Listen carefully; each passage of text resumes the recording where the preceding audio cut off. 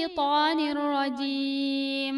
يا أيها الذين آمنوا اتقوا الله حق تقاته ولا تموتن إلا وأنتم مسلمون. Ey Allahqa va uning payg'ambariga iymon keltirgan, islom shariatiga amal qiladigan kishilar, Allohga haqiqiy ravishda taqvodorlik qilinglar. Bu Allohga osiylik qilmay itoat qilish, tuzkorlik qilmay shukr qilish va uni unutmay yod etish bilan bo'ladi. Allohning dargohiga iymoninglar bilan birishinglar uchun hayotinglarning oxiriga qadar islomda mahkam turinglar.